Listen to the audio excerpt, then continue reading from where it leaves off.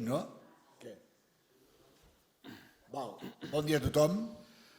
Comencem ja les matèries del curs estiu d'aquest any. Aquest dematí el bloc es diu Ordre Global, probablement hauria de dir desordre, però bé, el bloc té 4 ponències, aquest dematí en farem 2 i parlarem una mica dels blocs o d'alguns dels blocs que hi ha a nivell internacional i que està això comportant, especialment als Estats Units i Europa. I el Pròxim Orient com una zona d'experiment per aquest nou desordre que tenim des de fa uns anys. Bé, tenim 2 ponents, jo presentaré el primer, que és el que ens parlarà ara. El títol crec que és prou significatiu, Els Estats Units i la llei del més fort, Orient Mitjà com a laboratori del nou desordre internacional. Qui ens parlarà és el Moussa Bourekba, que no sé si ho he pronunciat bé, suposo que no. Fantàstic, sí. Investigador principal del CIDOB, crec que tots sabem el que és el CIDOB, i professor associat de Relacions Internacionals a la Facultat Blanquerna de la Universitat Ramon Llull i a la Facultat de Dret de la Universitat de Barcelona, on ensenya Relacions Internacionals, especialment de la regió que es diu MENA, no confondre amb els MENES, que és Orient Mitjà i el nord d'Àfrica. Està treballant en temes de terrorisme i radicalització violenta i actualment està preparant la seva tesi doctoral a la Universitat de Barcelona per estudiar les estratègies per preveure la radicalització violenta a Espanya, a Catalunya i a Ripoll, per raons òbvies, no, de Ripoll, malauradament.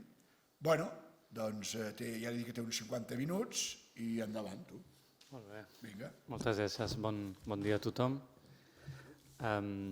Primer de tot, un comentari, tot i que el meu nivell de català millora cada vegada més. De fet, porto un mes ara a la ciutat de Girona, llavors no tinc cap altra opció.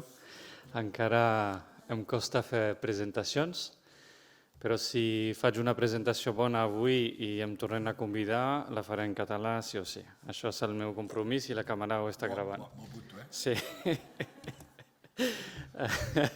Dit això, para poner un poco de contexto, cuando me llegó la invitación se me pidió hablar de política exterior de Estados Unidos y de centrarse un poco en la locura que estamos observando, ¿no?, en el mundo y en la región MENA. Entonces, yo como experto en la región de Oriente Medio y el norte de África, y es verdad que se usa el acrónimo MENA para Middle East and North Africa, ¿no?, Oriente Medio y África del Norte.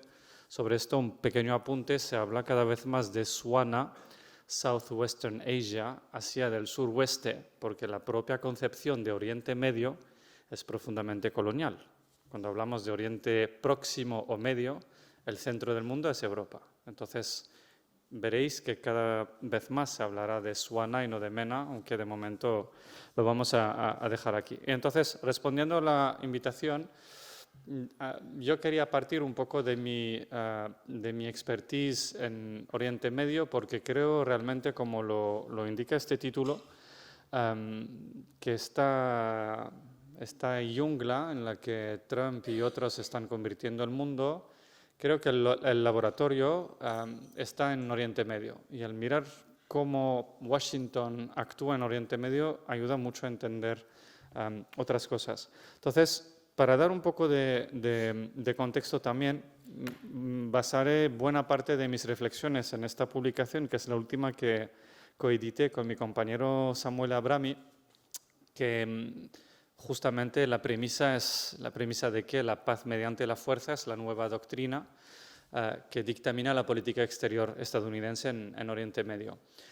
Lo podéis encontrar online, si entráis en CIDOB y ponéis la paz mediante la fuerza, lo encontraréis. De hecho, quería traer unas copias, pero no he podido.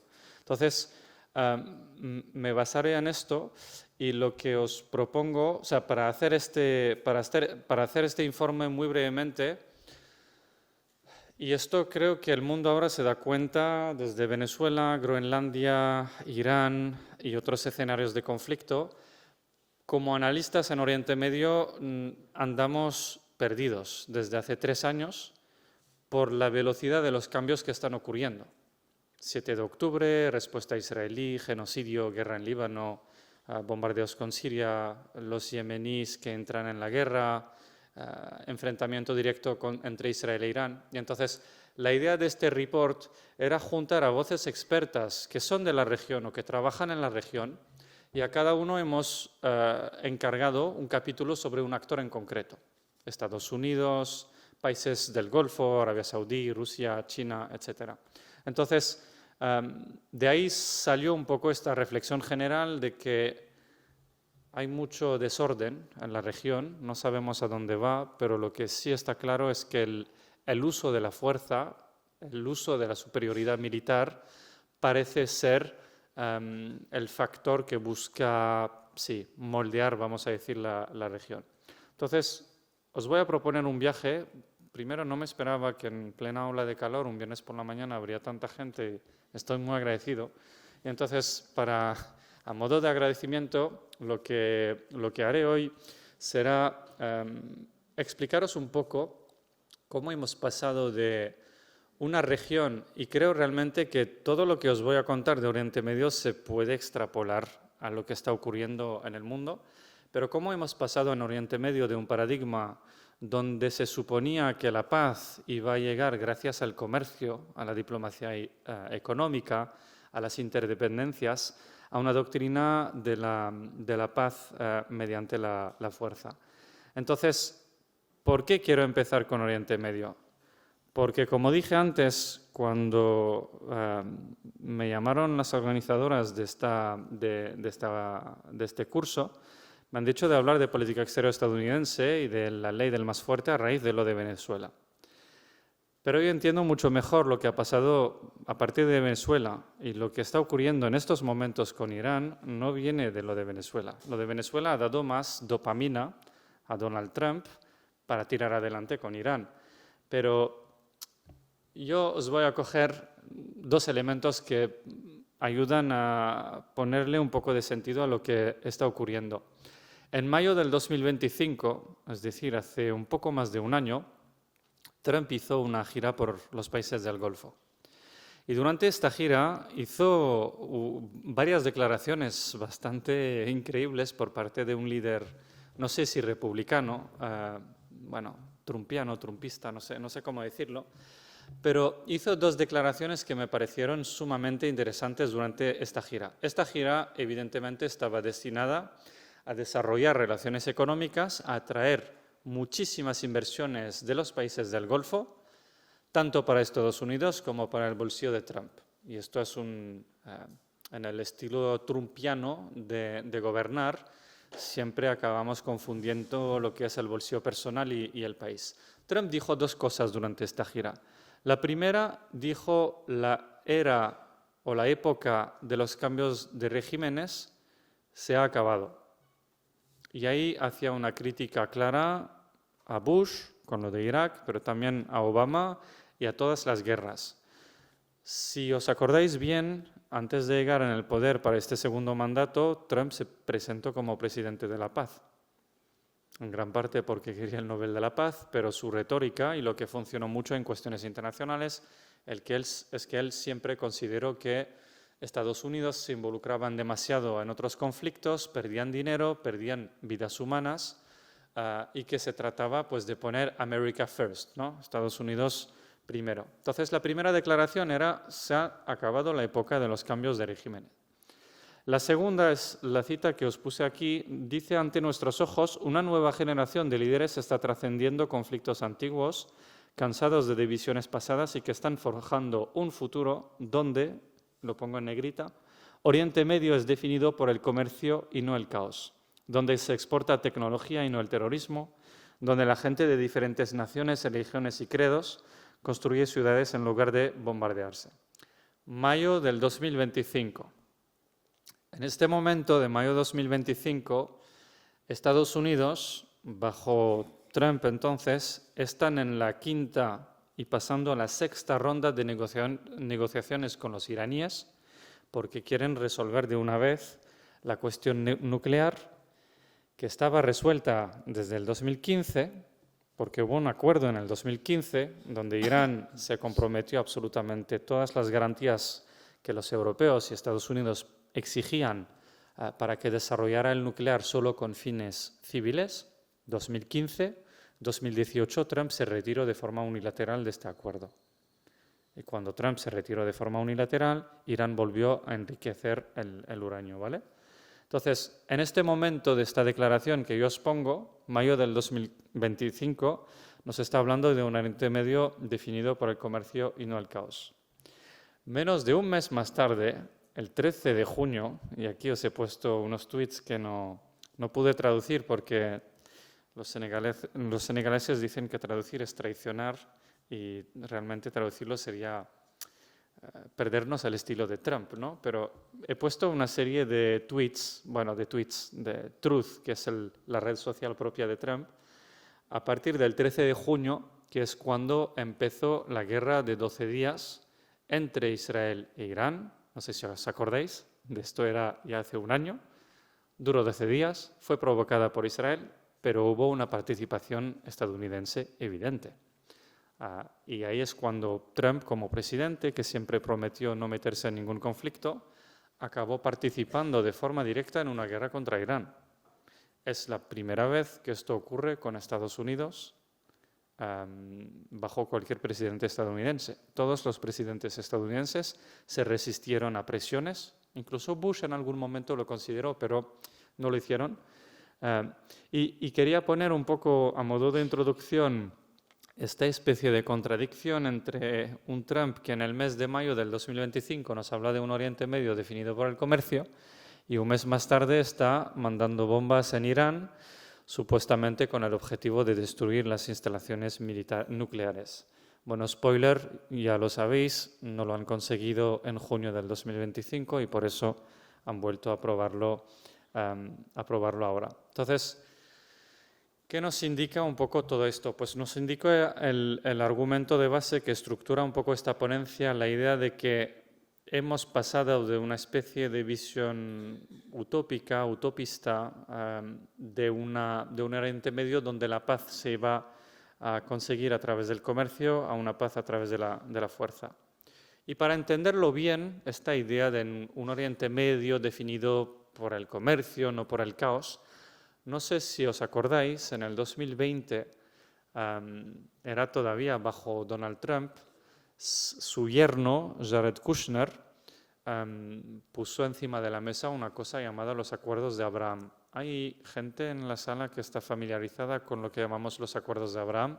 Son unos acuerdos del año 2020 por los que Estados Unidos buscaba la normalización de las relaciones económicas y diplomáticas entre Israel y los países árabes. Evidentemente, el objetivo era hacerlo a través del comercio. Entonces, ¿cuál era el marco? El marco era que si normalizamos las relaciones entre los países árabes e Israel, habrá más comercio, habrá más intercambios, ergo más interdependencias, y acabaremos estableciendo, no sé si decir restablecer, porque no sé si la ha habido alguna vez, pero estableciendo una forma de paz regional. El problema que había con esta aproximación es que la razón por la que no hay normalización de relaciones entre Israel y los países árabes tiene nombre y apellido, se llama Palestina. Por la cuestión palestina, la creación del Estado de Israel, la expropiación de palestinos, la Nakba, etcétera, etcétera. Por estos motivos, la mayoría de los países árabes no mantienen relación con Israel. No es una cuestión de antisemitismo, ni mucho menos. Es una cuestión de que se considera como una injusticia histórica por parte de los árabes, sean cristianos o musulmanes, el factor religioso aquí no importa, y los árabes, desde su lectura, no entienden cómo en nombre de un genocidio que han cometido los europeos, los palestinos acaban pagando el precio para ello. No lo entienden. Y es algo que los europeos no entienden tampoco porque los europeos consideran que han cometido el peor pecado del mundo y por tanto tenían que facilitar a los judíos la creación de un Estado, aunque esto implicaría hacerlo en las tierras de otros. Esto es el diferente muy resumido y simplificado. Entonces, lo que está ocurriendo con estos acuerdos de Abraham, que han firmado países como Bahrein en el Golfo, luego los Emiratos Árabes Unidos y luego un país muy cerca de nuestro territorio. No sé si sabéis cuál fue el tercer país. Marruecos? Marruecos, efectivamente, a cambio del reconocimiento de la soberanía marroquí sobre el Sahara. No lo ha hecho gratis. Pero entonces había una discusión para ir expandiendo estos acuerdos, pero de forma muy extraña no había nada con respecto a los palestinos. Es decir, los árabes estáis en conflicto con los israelíes. Vais a hacer la paz y vais a hacer el comercio, pero la razón misma de vuestro conflicto no se aborda. Entonces yo entré a mirar y a analizar estos acuerdos de Abraham, y lo que estos acuerdos de Abraham prevén para los palestinos es entre poca cosa y nada. Seguir con la ocupación militar del territorio palestino, tener un territorio palestino totalmente desmilitarizado, donde no hay ni Hamas ni cualquier otro grupo armado, y evidentemente una propuesta interesante de la que poco se habló fue que se ofreció 25.000 millones de dólares a los palestinos de Gaza. Os hablo del 2020, no estoy hablando desde el 7 de octubre, estoy hablando de algo de hace 6 años. Se ofreció 25.000 millones de dólares a los palestinos de Gaza para que se fueran a otro sitio, que salieran de su casa. Este era el brillante plan del yerno de Donald Trump. Entonces se trata, en otras palabras, de hacer la paz con los árabes sin resolver la cuestión palestina. Aquí os pongo un mapa de los países que han firmado los acuerdos de Abraham. Está Marruecos, está Sudán, están los Emiratos y Bahrein. Y para poner un poco de contexto, en septiembre del 2023, el debate y la cuestión que estaba en boca de todos los que trabajan y se dedican al mundillo de relaciones internacionales en Oriente Medio era cuándo Arabia Saudí firmará estos acuerdos de normalización. Era el tema de la conversación, y recuerdo yo tener una entrevista con Radio Televisión Española, yo creo que fue el 4 de octubre del 2023, donde se me preguntaba que por qué Arabia Saudí no está firmando, que cuándo firmara, y básicamente explicaba que los sauditas no querían firmar porque si no hay ninguna garantía para los palestinos, no porque tengan cariño para los palestinos, sino porque la monarquía tiene que estar un poco en línea con su opinión pública, que es muy pro-palestina, como todas las opiniones públicas de Oriente Medio. Entonces necesitaban algunas garantías. Y aquí una frase muy interesante del consejero de Seguridad Nacional de Estados Unidos. En este momento, finales de septiembre del 2023, Jake Sullivan, que era el consejero de Seguridad Nacional de Estados Unidos, hizo esta declaración muy casi irónica, ¿no? La región de Oriente Medio está más tranquilo hoy de lo que lo ha estado en las últimas 2 décadas. Me pareció interesante compartir con vosotros y vosotras esta frase, no solo porque estamos a finales de septiembre del 2023, es decir, pocos días antes de los atentados del 7 de octubre, sino que esta declaración se hace bajo la administración demócrata de Estados Unidos. Y aquí un mensaje muy importante en cuanto a la temática de la política exterior de Estados Unidos. En clave Israel-Palestina hay una continuidad extraordinaria entre demócratas y republicanos cuando se trata de Israel. Y Biden lo que ha demostrado durante los años que ha estado después del 7 de octubre, lo ha demostrado mejor que nadie. Que siendo demócrata no impide que desde tu política exterior sigas apoyando a Israel, por mucho que Israel vaya en contra del derecho internacional. Trump lo hace de una forma mucho más exagerada y abierta, no le pone maquillaje al discurso, pero bajo Biden, y lo voy a explicar luego, es bastante parecido lo que hemos visto. Entonces, esta declaración que os decía salió pocos días antes del 7 de octubre, y aquí os propongo una lectura que creo que no no se hace a menudo de por qué ha ocurrido el 7 de octubre. Se habla mucho de los factores domésticos y los hay. 7 de octubre, la razón rápida avanzada esgrimida por Hamas y por otros grupos armados es: nos estaban asfixiando, había y sigue habiendo un gobierno de extrema derecha en Israel, las detenciones de palestinos han ido aumentando de forma absolutamente exponencial bajo este gobierno, y este gobierno lo que estaba prometiendo era acelerar los pasos para apropiarse de la explanada de la mezquita de Jerusalén y convertirla en templo. Pero el otro marco es el marco regional que yo estoy explicando. En la visión de Hamas, y esto lo justificaron a posteriori, Arabia Saudí estaba a punto de firmar esta normalización de las relaciones con Israel. Y si Arabia Saudí, el país más rico, el líder religioso de Oriente Medio y el que se está presentando como líder regional, firmara estos acuerdos de normalización, era la garantía absoluta de sepultar definitivamente la cuestión palestina de la agenda internacional. Entonces hay que leer también estos atentados como una forma de decir: este marco trumpista, trumpiano, de que la paz se puede lograr mediante el comercio entre árabes e israelíes, sin abordar la cuestión fundamentalmente política del conflicto entre Israel y Palestina, la cuestión de la ocupación, esta paz no ocurrirá.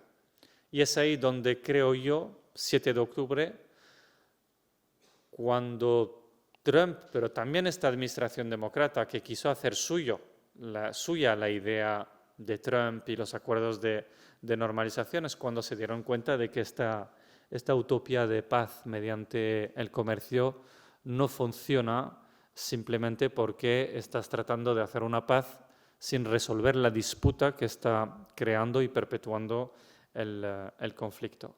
Entonces, el objetivo de Hamas y de los palestinos, y es la forma en que pusieron en jaque esta aproximación, pues será evidentemente perpetrar unos atentados para aterrorizar la sociedad israelí, pero sobre todo para poder provocar una respuesta desproporcionada por parte de Israel, como siempre ha ido ocurriendo a lo largo de la última década. Si miráis desde el 2008, cada año, cada 2 años, había un episodio de guerra. No me gusta la palabra guerra porque supone que hay 2 ejércitos en la franja.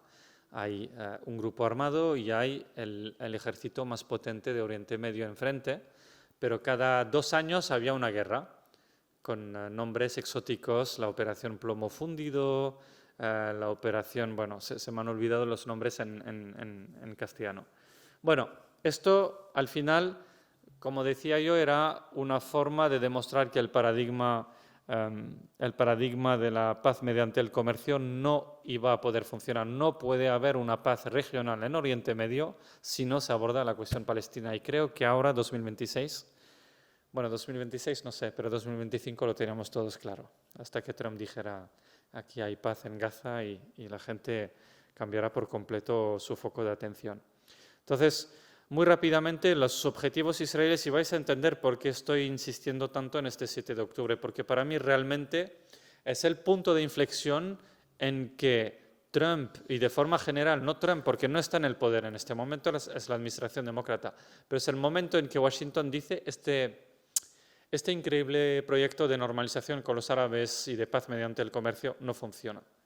Y entonces, en este momento, la respuesta israelí consistió en querer liberar a los rehenes, erradicar a Hamas de la franja, eliminar la amenaza terrorista, es decir, salvo el primer objetivo, utilizar la fuerza otra vez como respuesta al atentado para lograr objetivos políticos. Y evidentemente, cuando se formulan objetivos políticos de este tipo, como erradicar un grupo terrorista, el 11S ha pasado hace más de 20 años. Exactamente 20 años después del 11S, Biden retiró sus tropas de Afganistán. ¿Quién está en el poder en Afganistán hoy? Los talibán, los que estaban antes del 11S.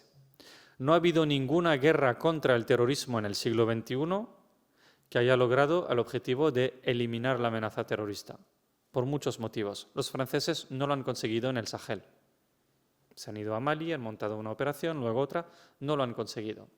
Es decir, cuando un actor define un objetivo como este, que es luchar contra un enemigo que no siempre puedes localizar o que es un movimiento social, político, también tiene un brazo militar, pues evidentemente de forma automática es una guerra o un conflicto que va a llevar necesariamente a un genocidio. Y esto es lo que ha ocurrido en Israel y es lo que sigue ocurriendo. Entonces, por un lado, ha habido esta consecuencia de catapultar el conflicto actual en un estadio todavía peor y todavía más difícil de resolver políticamente. Esta es una consecuencia.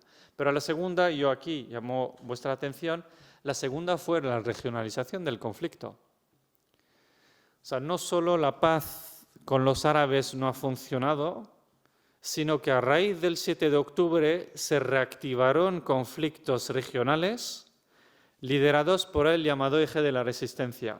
No sé si estáis familiarizados con el concepto de eje de la resistencia.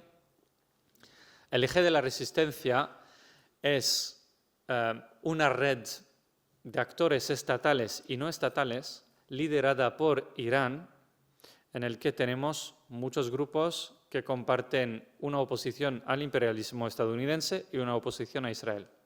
Aquí entra Hamas, entra Hezbollah, entran los rebeldes hutíes de Yemen, también entraba la Siria de Bashar al-Assad y entran varios grupos armados en Irak que están bajo influencia iraní. Entonces, a partir del 7 de octubre, evidentemente todos estos grupos aplaudieron los atentados porque para ellos en el fondo quería decir que los acuerdos de Abraham no iban a funcionar y era un fracaso tremendo para Washington y para Tel Aviv. Y lo que ha ocurrido a posteriori fue que por parte de Israel el pensamiento fue: si Hamas está demostrando que yo soy un Estado vulnerable, uno es que yo a nivel de disuasión he fracasado de cara a los palestinos, y dos, ahora, dada la magnitud de las masacres contra israelíes, se abre una ventana de oportunidad para acabar de una vez con todos los enemigos de Israel. Este ha sido el pensamiento que guía el gobierno israelí hasta el día de hoy. Hamas nos ha atacado, no solo vamos a cometer un genocidio aquí, sino que vamos a bombardear cualquiera que se opone a nosotros. Y esto pues llevó a diversos conflictos.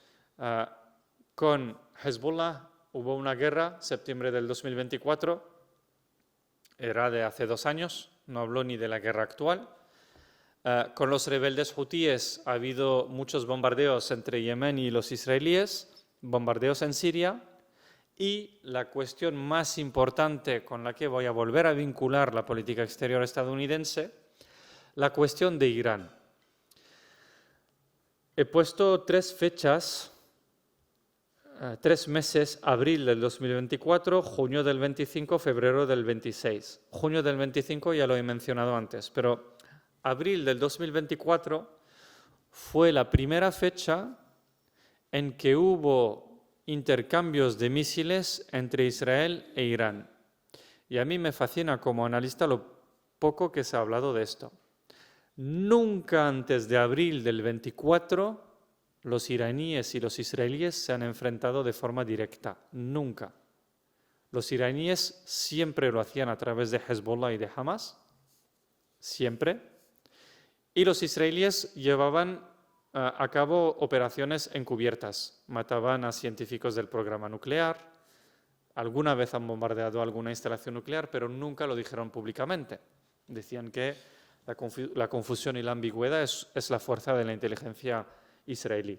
Entonces, a partir de abril del 2024, creo que es cuando nosotros entramos, o la región entra en otro paradigma, porque las reglas del juego han cambiado. Hay 2 actores que luchan para el liderazgo regional, Israel e Irán. Cada uno quiere ser el líder de la región, que entran en una confrontación directa. Y esto fue lo que preparó el terreno para junio del 2025. Y para entender el Trump de hoy y la guerra actual hay que entender esto. Junio del 2025, que empezaba la introducción con esto, que fue Pues fue no solo la primera guerra directa entre los israelíes y los iraníes, sino que también, y yo aquí digo ole Netanyahu, porque ha conseguido algo que nadie ha conseguido antes, ha conseguido arrastrar a Estados Unidos en esta guerra. Ha conseguido arrastrar al presidente de la paz, Donald Trump, al presidente que pide el Nobel de la Paz, consiguió meterlo en un conflicto en el que durante 50 años casi Estados Unidos consiguió no meterse. Ya fuera porque han utilizado la vía diplomática, porque han utilizado sanciones económicas, etc. Y todo esto ha preparado el terreno en que tuvimos una guerra de 12 días. El objetivo era acabar con el programa nuclear iraní, ¿vale? El objetivo, voy a reformular, era utilizar la fuerza militar para obligar a los iraníes a someterse a la voluntad de Israel y Estados Unidos.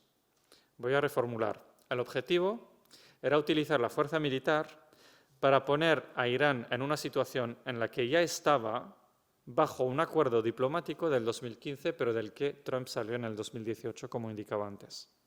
Entonces, aquí lo que empezamos a tener claro es que hay una creencia casi religiosa compartida por Washington y Tel Aviv de que la fuerza lo resuelve todo. Y aquí, antes de seguir con esto, me voy a parar un segundo. Desde la Segunda Guerra Mundial, no creo, a lo mejor me equivoco, ojalá, pero si partimos del objetivo de una guerra, ¿qué es el objetivo de una guerra? No sé si alguien se puede atrever aquí. Me gustaría hacerlo interactivo porque uno me han obligado a sentarme. Yo soy un culo inquieto, me gusta estar de pie, pero no voy a hacer un monólogo durante el tiempo que nos queda, que es un poco menos de una hora. ¿El objetivo de una guerra qué es? ¿Alguien podría decirme por qué Francia y Alemania entran en guerra durante la Primera y la Segunda Guerra Mundial? ¿Cómo? Dominar. Lo voy a poner en términos más pomposos, ¿no? Pero el poder, yo tengo poder sobre esta persona si logro que esta persona ejecute una acción que yo quiero que ejecuta, ¿no? Si yo soy A, tú eres B, y que quiero que ejecutes una acción C, yo tengo poder sobre A si él tira este micrófono en el suelo porque se lo exigí. Se lo puedo pedir y se va a negar. Puedo negociar y decirle, te dejo de dar agua con lo que queda de hora. Y la negociación fracasa. Y vamos a entrar en una guerra o una forma de violencia cuando yo lo que voy a pretender es usar mi fuerza, en el caso de suponer que tengo superioridad a nivel de fuerza, de esto no estoy seguro, pero voy a utilizar la fuerza para conseguir de él la acción de tirar el micrófono en el suelo. La guerra es el uso de la fuerza militar para conseguir un objetivo político, ¿no? Entonces, yo entro en guerra contra los iraníes porque siguen desarrollando su programa nuclear. Entonces, entro en guerra para que dejen de hacerlo. Y lo que ha ido ocurriendo casi desde la Segunda Guerra Mundial, si os fijáis, ninguna de las grandes potencias del mundo ha logrado imponer su voluntad política mediante la fuerza. Vietnam, los soviéticos en Afganistán, los Estados Unidos en Afganistán, los franceses en el Mali, los israelíes con los palestinos. De forma sistemática caemos en la ilusión de que la fuerza lo va a resolver todo cuando no está funcionando. Hemos tenido 20 años de guerra contra el terrorismo después del 11 de septiembre. En esta guerra contra el terrorismo se ha matado a 1,4 millones de civiles en Oriente Medio. Toda Barcelona. De civiles, ¿eh? No hablo de gente con armas ni civiles. Entonces, en este caso, con la guerra de los 12 días, ocurre que hay una ola de bombardeos, se acaban los bombardeos y no se ha desmantelado el programa nuclear iraní. Y nada más acabada la guerra, los israelíes y los iraníes, ¿qué empiezan a hacer? Vuelven a recargar las municiones. Los israelíes a través de Estados Unidos y los iraníes a través de los chinos, un poco Corea del Norte y un poco de Rusia. De tal modo que Trump, como líder tan estable psicológicamente que es, vuelve a la mesa de negociaciones a principios de este año. No, perdón, vuelve a la mesa de negociaciones, sí, entre finales del año y principios de este año. Hay, como si fuera por sorpresa, unas protestas multitudinarias en Irán a finales de diciembre y Trump ya está indicando al pueblo iraní que los va a ayudar. No sé si os acordáis, esto era durante Navidad, pero es verdad que la actualidad también en esta parte del mundo estaba enfocada en lo de Nicolás Maduro. La guerra actual de Irán. ¿Y por qué la guerra actual? Y aquí mi forma de agradecer esta presencia extraordinaria de este viernes por la mañana es que os voy a dar mucha esperanza. Hemos empezado en la oscuridad y vamos a salir de aquí con la luz increíble que hay fuera. Y vais a entender por qué. Si nos fijamos en los objetivos de la guerra actual de Trump contra Irán, hay tantos objetivos que yo mismo no sé cuál es el objetivo y creo que Trump tampoco sabe. O sea, directamente. Al principio dijo a los iraníes y a los manifestantes, seguid manifestando que nuestra ayuda está llegando. ¿Cómo por qué? No se sabe. Esto fue a finales de diciembre. Trump dice luego a Netanyahu que quiere acabar con el programa de misiles balísticos de Irán. Una cuestión que no estaba encima de la mesa y, como por sorpresa, llega. En un tercer momento, Trump habla de cambio de régimen. Aquella época de los cambios de régimen que se acabó, que nos dijo un año antes, ahora Trump mismo está llamando a un cambio de régimen de los iraníes. Y finalmente, el cuarto objetivo exige que los iraníes no obtengan el arma nuclear. Y ya he insistido 2 veces, pero voy a volver a insistir para que lo tengáis en cuenta. Esta cuestión estaba resuelta de forma diplomática años atrás. Reformulando, tanto la guerra del año pasado como la guerra actual, que busca acabar con las pretensiones nucleares de Irán, son la culpa directa de Trump, quien se ha retirado de forma unilateral de un acuerdo para limitar dichas pretensiones iraníes del 2015. Salió en el 2018 y paga el precio ahora, porque entre tiempo los iraníes han dicho, a ver, os estáis riendo, pues yo voy a enriquecer, si la diplomacia no sirve de nada. Entonces, los objetivos de Trump, y aquí es donde creo que de forma magnífica sale esta creencia religiosa que guía a Trump, y evidentemente en este momento estamos tras el secuestro de Nicolás Maduro. El secuestro de Nicolás Maduro, que fue desde un punto de vista técnico algo absolutamente espectacular, no estoy hablando de la parte absolutamente ilegal y dramática, no tengo ninguna simpatía por Nicolás Maduro, pero hay una brújula que supuestamente guía nuestro mundo, se llama el derecho internacional y creo que deberíamos actuar en base a esto.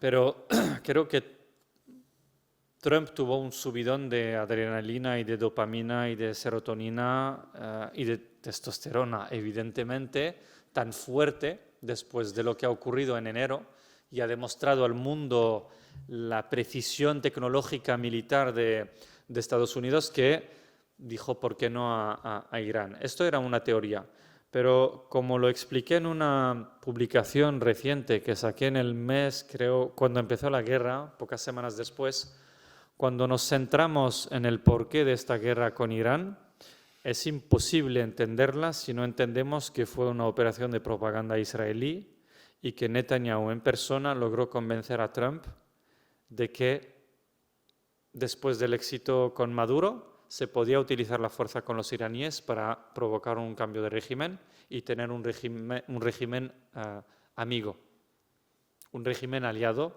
como es el caso de Venezuela cada vez más, ¿no? Este era el objetivo. Entonces, en esta opinión, lo que argumento es que si miramos esta guerra desde los objetivos israelíes tiene un sentido, pero desde una perspectiva estadounidense, esta guerra no tiene ningún sentido. Y yo discrepo mucho con los analistas que ofrecen diversas lecturas a esta guerra, en el sentido de que muchos dijeron, no, se trata de contrarrestar a China, por eso empezaron con Venezuela, que es exportador de petróleo, luego van a por Irán, y el objetivo, de algún modo, es molestar a China. Perfecto, pero de Irán poco petróleo va hacia China, en proporción con lo que viene de petróleo de otros países. El segundo punto es el factor Trump y el factor Venezuela, que es lo que yo acabo de explicar.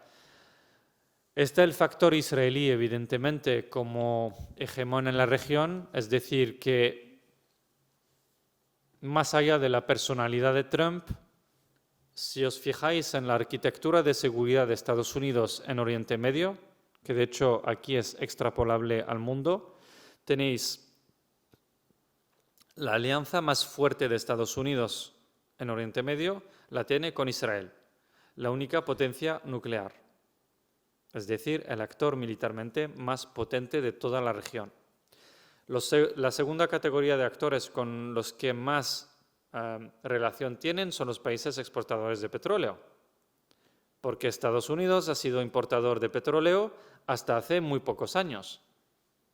De esto dependía su economía, su situación geopolítica, y de ahí todas estas bases militares estadounidenses en los países del Golfo. Pero en este caso, yo creo, insisto, que la creencia que guía la política exterior de Estados Unidos a día de hoy es la idea de que con la fuerza y la superioridad militar lo puedes resolver todo. Y yo creo que ahí, de hecho, salió un artículo fascinante en el New York Times que explica la negociación de cómo se ha tomado la decisión de atacar a Irán. Yo, por cierto, cuando saqué esta opinión, yo argumentaba, pero no tenía hechos tangibles para poder demostrarlo, aparte de alguna declaración. Hubo una declaración del secretario de Estado de Estados Unidos diciendo: hemos atacado a Irán, voy a repetir lo que dijo, hemos atacado a Irán porque sabíamos que Israel iba a atacar y que en caso de que Israel atacara a Irán, Irán iba a responder. Yo voy a morder a mi compañero. Sí. Voy a morder a mi compañero porque sé que si no lo muerdo, él puede morderme, entonces lo voy a morder de forma preventiva o preemptiva, ¿no? Esta era la cosa. Entonces, en este caso, lo que ha ocurrido básicamente es que Netanyahu se reunió con Trump y con otros miembros del staff y vino con un PowerPoint mucho mejor que el que tengo, bien hecho, donde presentó 5 opciones. Y ha dicho: podemos asesinar al líder supremo, y esto provocará un cambio de régimen. Podemos mandar armas a los manifestantes y esto permitirá provocar un cambio de régimen. Podemos bombardear las centrales nucleares. Bueno, en fin, 5 maneras de provocar el colapso del régimen iraní para que Israel esté en paz, ¿no? En el discurso de Netanyahu. Y Trump dijo: vale, la opción 2 y la opción 4 me parecen bien, hagamos esto. Y aquí fue 28 de febrero, estamos en otra ronda de negociación entre Irán y Estados Unidos. El 27 de febrero, el mediador, que es el país de Omán, dice que ha habido un progreso espectacular en las negociaciones y que Irán está dispuesto a ceder más cosas que en el acuerdo del 2015. Es decir, Trump tiene una ocasión de oro de decir: con la fuerza, mirad, tengo tanta testosterona que se han sometido los iraníes. Nadie ha sometido a los iraníes en la historia, yo lo voy a hacer. Tenía esta ocasión. Al día siguiente asesinan al líder supremo iraní. Y es el momento en que empieza una guerra.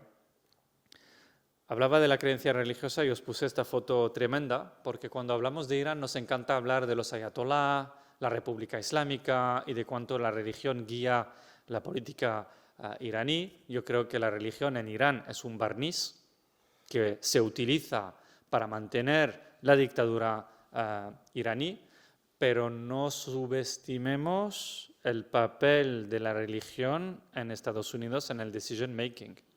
Hay mucho discurso que si el lobby israelí en la Casa Blanca es muy potente, etc., el lobby evangelista es infinitamente más potente en la política exterior, sobre todo de presidentes republicanos. Y esto es algo que nos cuesta mucho entender en Europa, donde nuestras sociedades son mayoritariamente seculares, porque dado que la religión no tiene tanto peso en nuestro día a día, nos cuesta entender que consideraciones religiosas acaben guiando una política exterior. Pero fijaros en Israel, fijaros en Irán, fijaros en Estados Unidos. Este factor es omnipresente en la toma de decisión. Dado que me queda poco tiempo y que ahora salimos de la oscuridad hacia la luz, ¿dónde estamos tras estos meses de guerra con los iraníes? Es una guerra que opone la mayor potencia militar mundial más la mayor potencia regional contra un país que ni siquiera tiene aviones militares. ¿Sí? Ninguno de los objetivos fijados al principio de esta guerra ha sido alcanzado por Estados Unidos. Ninguno. La mayor potencia mundial no ha conseguido absolutamente ninguno de los objetivos. No ha habido cambio de régimen en Irán. Hay gente más radical todavía en el poder. El programa balístico de Irán sigue intacto. Su programa nuclear ha sido dañado, sí, pero no lo suficiente como para desmantelarlo. El rol de Irán en la región sigue igual o más, porque los iraníes en estos momentos negocian que el alto el fuego sea también con Líbano. Y el objetivo del que habla nuestro amigo Trump es la apertura del estrecho de Hormuz, que estaba abierto antes de la guerra. Mi objetivo de guerra ahora es poder resolver una consecuencia de la guerra. Y esto dice mucho porque, siendo la primera potencia mundial, ¿qué tipo de credibilidad te quedas? Si tu doctrina es la paz mediante la fuerza, la credibilidad a nivel mundial la estás perdiendo, porque estás demostrando al mundo que teniendo el mejor poder militar y tecnológico del mundo, no ha sido capaz de acabar con el régimen iraní, que es infinitamente inferior desde un punto de vista militar y tecnológico. Desde el punto de vista regional, crisis en el Golfo. ¿Por qué? Porque los países del Golfo llevan décadas albergando bases militares pensando que la base militar te proporciona seguridad. Pero no han sido capaces de proteger a estos países del Golfo. Washington, buena parte de los misiles iraníes han sido neutralizados, pero muchos han caído en estos territorios. Y al hacer esto, ¿qué pasa con los países del Golfo a quien se les acaba el petróleo y el gas en pocos años? Que no pueden pretender que son un paraíso en este Oriente Medio conflictivo. Hemos visto misiles en Qatar, los hemos visto en Emiratos, en Bahrein. No hemos visto nunca esto en los años anteriores. Entonces, para estos países, no solo Washington ha demostrado que no era capaz de protegerlo, sino que además el tener bases militares en tu territorio no te hace más protegido, sino que te hace más vulnerable contra el iraní. Y hay un estado de crisis y de ansiedad en los países del Golfo tremendo, porque se están dando cuenta de que no me llevo bien con mi vecino, pero la geografía es inmutable, no va a cambiar, no se va a alejar el estrecho de Hormuz. Irán está aquí como yo estoy aquí. Entonces, de algún modo vamos a tener que encontrar un modus vivendi y esta es la discusión que hay. Y finalmente, a nivel doméstico, la derecha, bueno, la corriente republicana y con Trump más tiene una tradición aislacionista. Yo, Estados Unidos, me tengo que centrar en los estadounidenses, no me tengo que meter en conflictos. Este ha sido el discurso de Trump. Y acaba metiéndose en más conflictos que parte de sus predecesores. Se están comiendo una inflación. Y no sé cómo se dice el galón estadounidense, bueno, el litro de gasolina, que está por encima de $3, Los sondeos dicen que ningún presidente llegó en el poder con el galón a más de $3. Está a más de $4 ahora en Estados Unidos, a ver qué ocurre.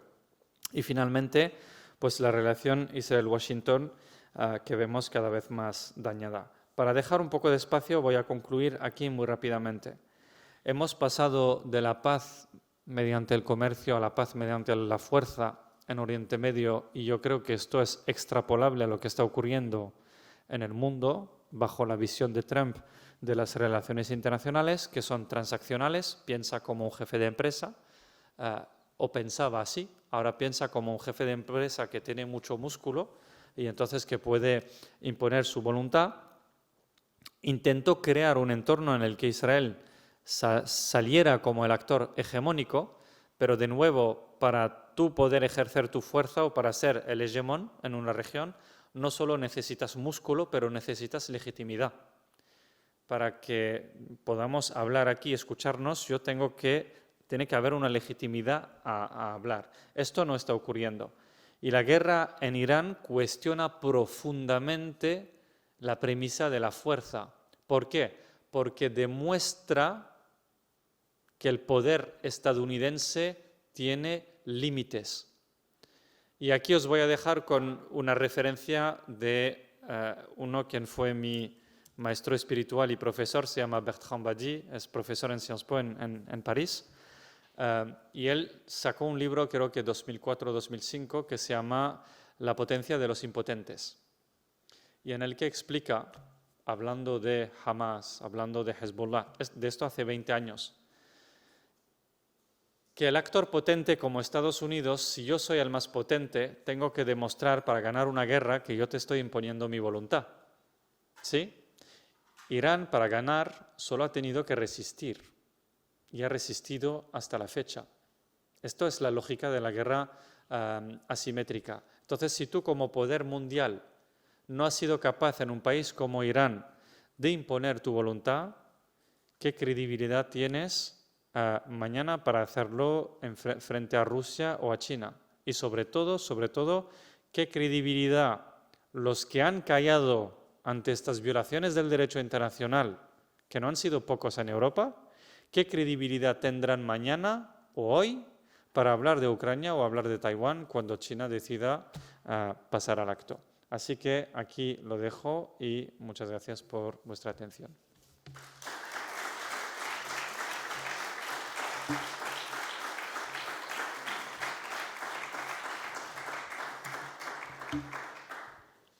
Bé, moltes gràcies, Musa, per complir l'horari, allò, fil per randa. Bueno, ara obrim un torn tenim més o menys mitja hora i ja ho sabeu, qui vulgui parlar que ho digui i algú li aproparà un micro. No, Albert, tu no? El següent. L'Àlvaro. Qui farem? T'he provocat, T'he provocat expressament. No, em sembla bé, gràcies per aquesta xerrada tan interessant. Clar, em queda el dubte que la utilització de la força no resol res. Evidentment, aquí estem a la Universitat de la Pau i estem intentant no utilitzar la força. No? Però també, és clar, teòricament, amb tots els meus respectes i simpaties pel poble palestí, vull dir, Hamas també ha utilitzat la força, també, moltes vegades, per fer això. I, per tant, moltes vegades em crea un cert dubte de que si va ser la millor manera de poder arribar a solucionar els conflictes. És evident que tot té també un transfons econòmic, no solament de poder, i per tant el tema econòmic també és un tema dels arguments dels conflictes. Voleu fer una pregunta o una resposta o...? No, si tot sembla, acumulem dos o tres, no? Sí, perfecte. Si són tan fàcils com la d'Alba, no hi ha problema. Fàcil. Sí, ¿no?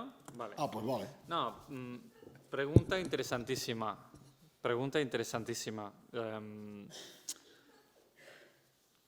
Si era relevante o si era adecuado utilizar la fuerza, yo respondería en dos planos. El primero es lo que dice la ley. El derecho internacional dice que si estás en una situación de ocupación ilegal, tienes derecho a la resistencia armada. Es un derecho internacional. De esto poco se habla, pero es un derecho internacional. Los ucranianos están en su pleno derecho de utilizar la fuerza contra los rusos. Y de hecho nosotros les estamos financiando el uso de esta fuerza. Plantear esto para plantear que los europeos dirán armas, no solo a Hamas, en el Fatah de los años 80, parece una broma, ¿no? Muy bien, esto es lo que dice el derecho. Luego la cuestión de si era adecuado o no, yo veo dos cosas aquí. La primera es que en una situación de ocupación, y aquí sí que hay una distinción entre Rusia, Ucrania y lo que está ocurriendo en Gaza, yo creo que la manera en que el ocupante te ocupa determina la forma en que respondes. Si tú estás en un escenario como Ucrania, donde no estás ocupado al 100%, vigilado por 80.000 drones, con una prisión de la que no puedes salir, no era la situación en el 2022, tampoco lo es ahora. Y que estás ante un poder como el israelí, yo no sé qué otra manera había para salir de lo que ellos describían como una asfixia. Dicho eso, yo hablo desde aquí en un sitio climatizado donde tengo agua para comer, etc. Es decir, desde una posición de privilegio. Esta cuestión que hace es un debate muy vivo entre palestinos, incluso en Gaza. Y hay gente que denuncia abiertamente a Hamas diciendo de verdad. O sea, si tú vienes de 10, 15 años en los que cada guerra que ha habido murieron para 2 israelíes, Israel mató a 200 palestinos y el mundo no hizo gran cosa, ¿de verdad era adecuado ir a por 1.200 israelíes? Es decir, de algún modo se anticipaba la respuesta. Y desde Hamas o desde los que son partidarios de lo que pasó, lo que subrayan es, uno, nos estábamos muriendo sin atención internacional con estos acuerdos de Abraham. 2, la apuesta era analogía a lo que ha ocurrido antes. Cada vez que ha habido una guerra, pues Hamas mata a 3 israelíes, Israel mata a 900 palestinos y se acaba. Yo creo que parte de la apuesta era esta también, era que se iban a matar. Y los de Hamas, no los partidarios, pero los de Hamas, para ellos el marco es el de una guerra de descolonización. Y dicen, en una guerra de descolonización tiene que morir gente. Pensemos en los argelinos, en los vietnamitas, etcétera, etcétera, ¿no? Esto es lo que dicen. Yo salgo de este debate porque, otra vez, estoy aquí, no soy palestino, no soy de Gaza, etcétera. Pero vale la pena hacerse la pregunta. Y yo creo que como, como siempre ocurre en la historia, yo creo que tanto Hamas nunca imaginó que iba a pasar lo que ha pasado cuando ellos penetraron en el territorio israelí. Yo estoy absolutamente convencido de que ellos pensaban, de hecho lo dijeron muchos miembros del grupo, pensaban llegar a pasar, bueno, no sé si llamarla la frontera, es ilegal, entonces no es una frontera, pero entrar en territorio israelí y pensaban encontrarse con militares y entrar en un combate y secuestrar a algunos de ellos, porque históricamente cada vez que se secuestraba a un militar israelí podías negociar la liberación de presos palestinos. ¿Qué ha pasado cuando salieron de la franja? Salieron y no se encontraron con nadie. ¿Por qué? Porque los militares israelíes, no solo porque era Shabbat, pero porque los militares israelíes estaban en Cisjordania, donde están ayudando a los colonos israelíes a ganar cada vez más territorio. Esto es nueva política de este gobierno. Entonces yo creo que por un lado no se esperaban en absoluto poder penetrar con tanta facilidad el territorio sin estar vigilados. De hecho no entró solo Hamas, sino muchos grupos armados que no son de Hamas. Y por otro lado, creo que el cálculo que tenían inicialmente era, vale, van a matar a 5.000, 10.000 palestinos y esto se va a acabar. Pero yo no creo en absoluto que habían anticipado que podía ocurrir un genocidio en directo con nosotros viendo las imágenes y vídeos cada día sin que nadie hiciera nada. Yo creo de veras que, bueno, no sé si alguien se lo esperaba en la sala. Yo personalmente, siendo muy cínico y analizando por analogía, o sea, yo había calculado ya las ratios de muertos israelíes y palestinos. Era 1 por 100 en general, en los episodios anteriores. Para cada muerto israelí matamos a 100 palestinos, ¿no? Yo pensé 5.000. Es horrible lo que estoy diciendo, es una contabilidad letal, ¿no? Fría. Mueren 5.000, no, nada. 10.000, nada. 20.000, nada. 30.000, nada. 35.000 los europeos dicen a lo mejor vamos a revisar el acuerdo de asociación con los israelíes. Un año y medio después de que Pedro Sánchez y el primer ministro irlandés lo hayan exigido a la Comisión Europea. Siguen pensando en Bruselas, no lo han hecho aún. Y el acuerdo de asociación dice en su cláusula número 2 que si Israel viola los principios democráticos y los derechos humanos, se suspende el acuerdo. ¿Cuándo Israel ha respetado los derechos humanos de los palestinos? Nunca desde la firma del acuerdo ni antes. Pero en esto estamos. Entonces, no sé si responde a la pregunta. Es una pregunta muy difícil. Yo creo que ahí hay una cuestión de entender que incluso Hamas no es un ente monolítico. Y hay gente dentro de Hamas que se han peleado por el 7 de octubre. O sea que no hay... la rama política, Hamas es un grupo político que tiene una rama militar, como Hezbollah. El grupo político, el liderazgo, estaba en Qatar. Se cargaron al líder en Irán hace 2 veranos. El propio mando político de Hamas no estaba al tanto del 7 de octubre. Ni los propios militantes de Hamas, en su inmensa mayoría, estaban al tanto. Y esto ha provocado mucho, y hay mucha división ahora, porque hay una franja muy radical, porque son los que viven ahí, no viven en el Cairo, no viven en Doha, no van en hoteles 5 estrellas, que dicen la lucha hasta la muerte, mejor nos vale un genocidio que morir en silencio, básicamente, es una guerra de descolonización. Y hay otra rama que dice, pero es que no entendéis que el equilibrio de las fuerzas hace que el mundo, que los potentes del mundo, Estados Unidos y Europa, van con Israel. Y este es el debate que hay ahí. No sé realmente en qué momento está, pero sí que son, cuando yo hablo con gente de Gaza, son cosas que noto mucho. Y hace nada, en Chipre, hace 3 semanas, presencié una discusión muy fuerte entre palestinos, es decir, muy fuerte, respetuosa, pero muy fuerte, entre uno que decía Hamas es responsable del genocidio, uno de Gaza, que vivió en su piel. Hablamos de gente cuya familia está decimada. Y otra persona diciéndole, pero ¿cuál era la alternativa? Es decir, es un debate para el que sí, importa saber desde dónde hablamos, ¿no? y quién habla. Més paraules? Me he liado mucho, perdonad. Ara és aquí, senyor. No. Sí, no has fet esment pràcticament, al canvi de govern a Síria, que de fet quan parles amb dissidents, diguem, no? Kurds o tal, et diuen estem anant cap a un nou Afganistan, i tot això s'ha donat, de fet el 2024 cau el govern, no? I per tant no sé si encaixa d'alguna manera en aquesta desestabilització regional que comentaves. Som 2. Sí, sí.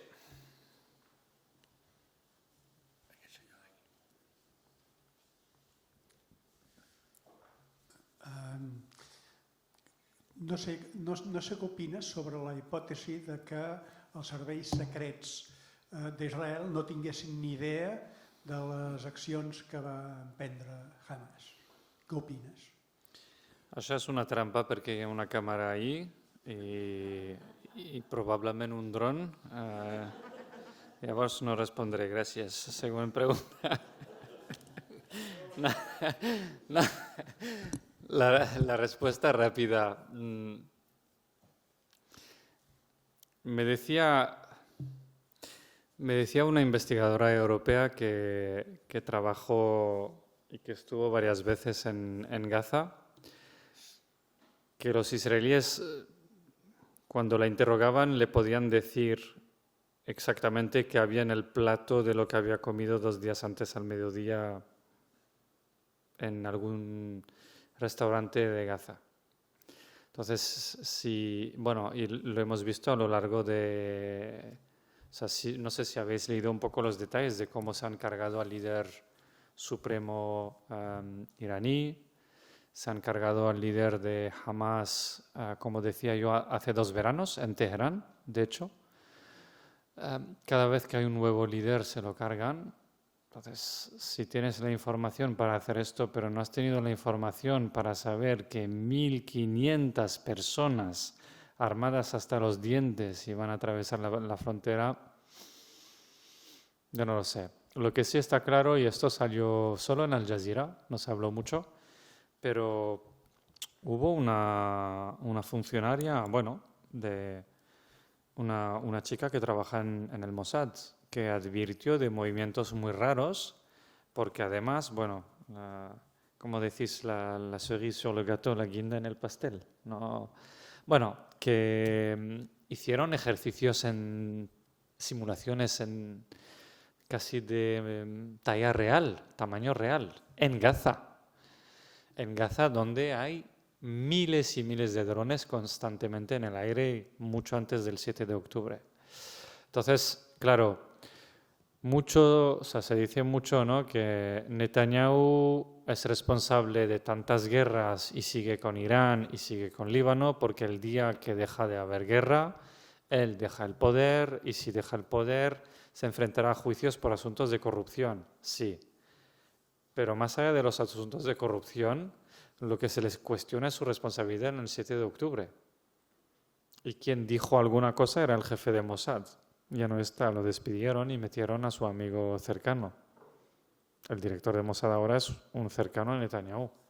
El que estaba antes y dijo tendremos que extraer lecciones no está. Entonces, es la respuesta más diplomática para evitar que el dron que tenemos aquí encima ejecute su operación. La pregunta sobre Siria, si es un factor de desestabilización regional, el cambio de régimen, y va por ahí la pregunta.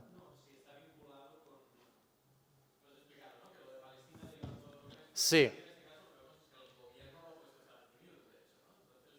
Sí, a ver, lo de Siria viene de lejos. Yo no soy experto en la cuestión, pero lo de Siria a mí me pareció sumamente interesante el cómo llegó encima de la mesa la cuestión de la normalización con Israel, pero semanas después de llegar el nuevo líder.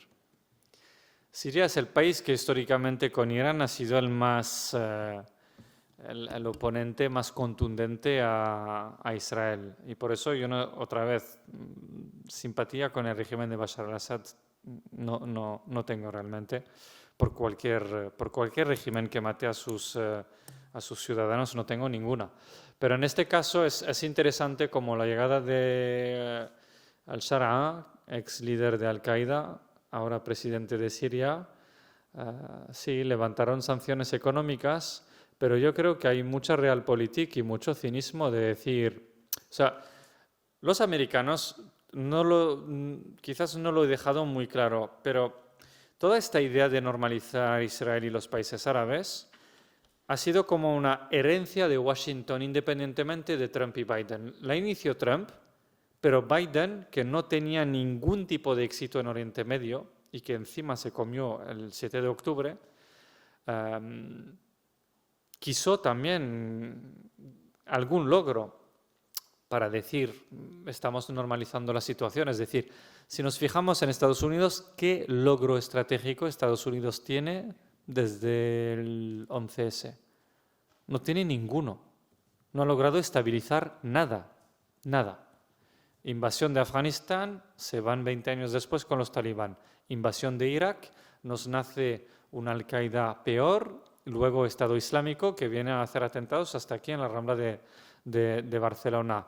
Régimen sirio, amenazas con bombardear a Bashar al-Assad, no lo han hecho. Esto era Obama, 2013. No lo han hecho. Empezaron a normalizar las relaciones, cae el régimen. ¿En qué marco entender la cuestión siria? Realmente yo no sé en qué marco, no iría hasta decir que Este régimen lo instaló directamente Estados Unidos. No he leído suficientemente, tampoco voy a descartar algo así, pero es verdad que la decisión de quitar sanciones internacionales de forma tan repentina y poner encima de la mesa la cuestión de normalización sorprende. Pero por otro lado, cuando conoces al tipo, a Trump, o sea, en su forma de... Yo es que lo odio porque me da mucho trabajo realmente. Me da mucho trabajo y dice una cosa, dice su contrario y los medios de comunicación siguen lo que dice. Entonces te preguntan una cosa, al día siguiente te dicen otra. Y en este caso, Trump, hace menos de un mes, en plena negociación con Irán, dijo podríamos meter a Irán en los acuerdos de Abraham. Los propios israelíes se han vuelto locos y los países del Golfo diciendo, pero a ver, si todo esto va de aislar a Irán del tablero económico y geopolítico para que las rutas económicas que vienen de la India, que son las que van a contrarrestar las que vienen de China, vais a tener a Javier Borrás, mi compañero, esta tarde que os hablará de China, y básicamente en este marco es que es muy difícil, y la normalización es un poco la zanahoria que Trump utiliza. La está utilizando en Líbano. Líbano ahora, en el marco de la discusión de alto el fuego, están exigiendo la normalización de relaciones.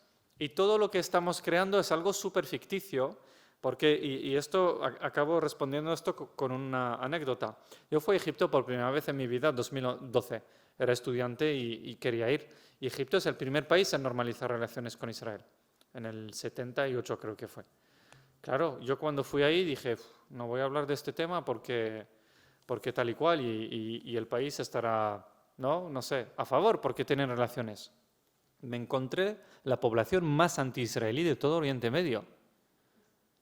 Y detrás de ella Jordania, el segundo país que reconoció a Israel después de Egipto. Son países donde la opinión pública es extremadamente anti-israelí. No por un tema de religión o de judío, por un tema de injusticia histórica y de colonización y de ocupación, y nada más. Entonces, en este marco, la cuestión siria sí lo veo como un elemento más en una estrategia. Avanzamos en la normalización, es la zanahoria, pero te doy palos de bombas constantemente, y es un poco la doctrina Trump, ¿no? Amenazó a Irán amenazó con destruir la civilización iraní, no sé si os acordáis, esto fue a principios de abril, yo no dormí aquella noche porque estaba convencido, o sea, veía muy posible un pepino nuclear en Irán, lo veía muy posible, porque Trump, nadie nunca le dijo que no a nada, es el emperador, hace lo que le da la gana, y el día siguiente está anunciando un alto el fuego. O sea, yo por eso lo odio, es que me da trabajo y no me deja dormir. Alguna pregunta més?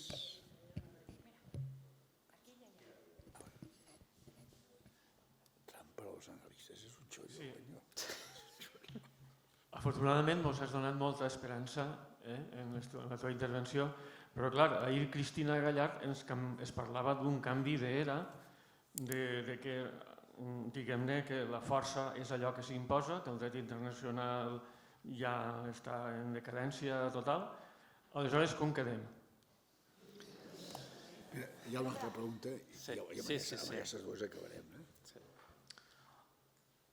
Ok, mi pregunta va sobre que en toda tu intervención vimos como parece que Estados Unidos se mueve en torno a una contradicción constante y a una incoherencia constante. Y yo quería preguntar que teniendo en cuenta que es un país donde los lobbies tienen tanto poder y es un país donde los oligarcas y las grandes empresas tienen tanto poder, quizás más bien se están teniendo mucha consonancia intereses de empresas petroleras o empresas de tecnológicas que usan la inteligencia artificial para su armamento, y quizás en ese sentido se encuentra una explicación más razonable que deja la acción de los estados mucha más incoherencia. Gracias. ¿Por dónde empezar para que haya un atisbo de esperanza?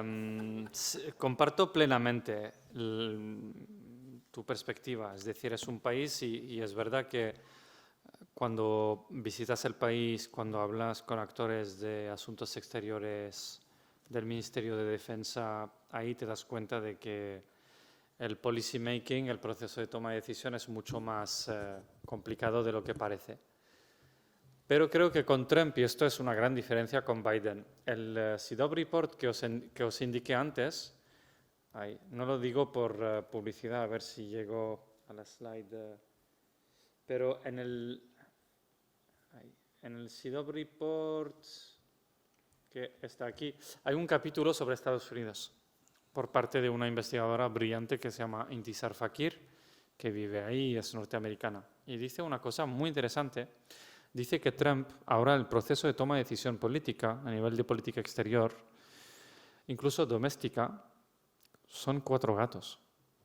Es Trump, el Marco Rubio, el Vance y 2 o 3 otros más. Y nadie más. Es decir, y hay que pensar, cuando hablamos de funcionarios del Departamento de Defensa o de Asuntos Exteriores, hablamos de más de 1 millón de personas, de funcionarios.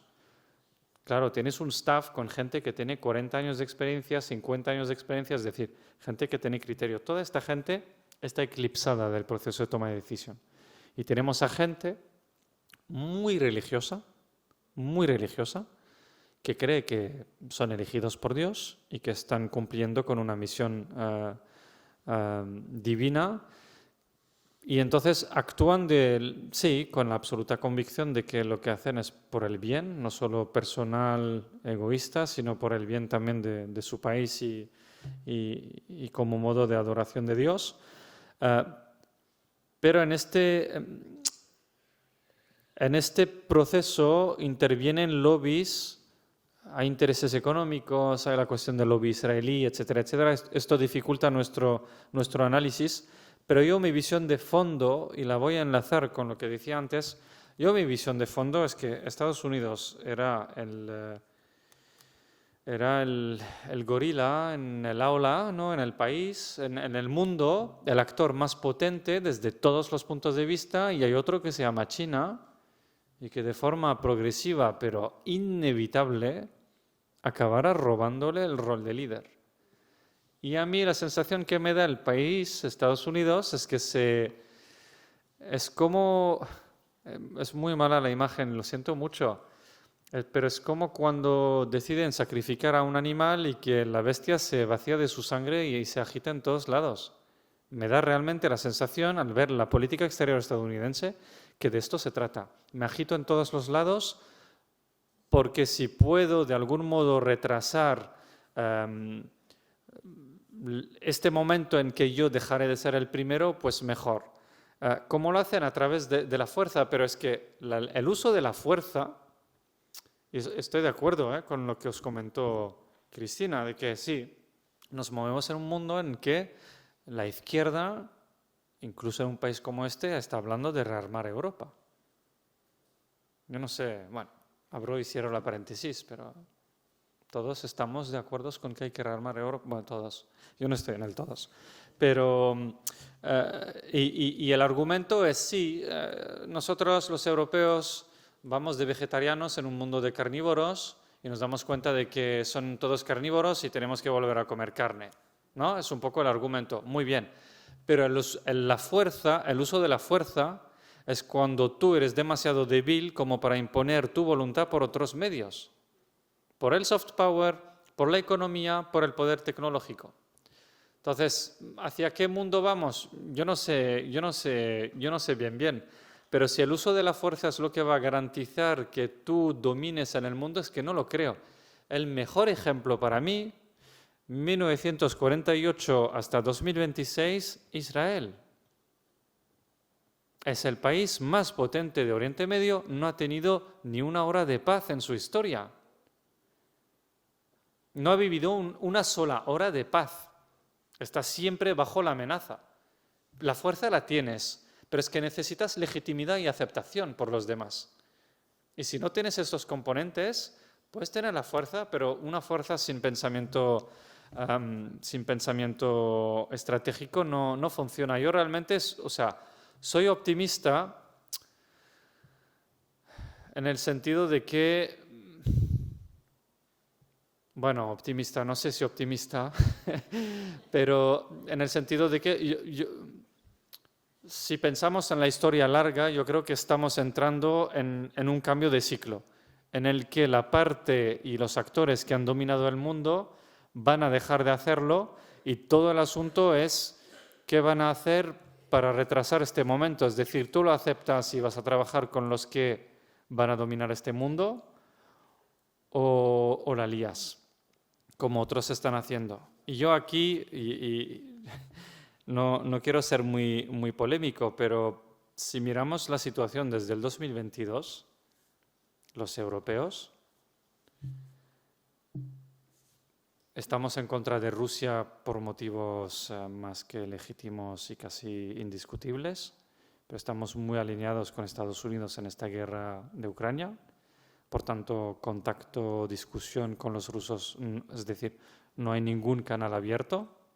Estamos en contra de los chinos porque Estados Unidos nos ha dicho que los chinos son malos y seguramente hay muchas cosas malas. ¿Quién nos queda? ¿Quién nos queda? ¿Los africanos a quien cerramos las puertas y que dejamos morir ya en el desierto, ni en el Mediterráneo? Es decir, ¿quién nos queda? Nos queda la solución de rearmarnos, porque incluso Estados Unidos, que hemos querido contentar tanto, nos está dejando tirados. Por eso estamos hablando de rearme, porque el que ha creado la OTAN, Estados Unidos, está diciendo yo me voy de la OTAN. Perfecto, y entonces ¿tú qué? Tú que has creado la Unión Económica, ¿dónde está tu ejército? ¿Cómo vas a hacer para defenderte? Yo aquí es lo que digo, o vamos hacia una vía catastrófica de ver quién más fuerza tiene, o te planteas las cosas de otra forma. Y realmente el único atisbo de esperanza de algún modo que tengo, y otra vez no tengo ningún interés personal, pero la única cosa que me deja, no sé, con algo de esperanza es que China, el futuro líder global, no es revisionista, quiere un orden mundial, quiere el sistema actual supuestamente basado en normas, el que Trump está desmontando. O sea, el futuro líder está a favor del sistema del que nosotros venimos, que nunca se aplicó con muchas imperfecciones. Pero ¿qué ocurrirá en este entremedio? No lo sé, pero yo en absoluto el uso de la fuerza sin pensamiento estratégico no me parece una forma de fuerza, me parece una forma de debilidad profunda. Bé, això últim que estaves tractant, en Joan Miró d'aquí una estona en parlarà. Ho deixem per ell. Bé, acabem aquí. Moltes gràcies, Moussa. Ara em sembla que tenim alguna cosa d'esmorzar, no? Però a les 12 en punt tornem aquí. Jo amb això sóc intransigent, o sigui que a les 12 en punt tornarem a començar. Vinga, fins ara.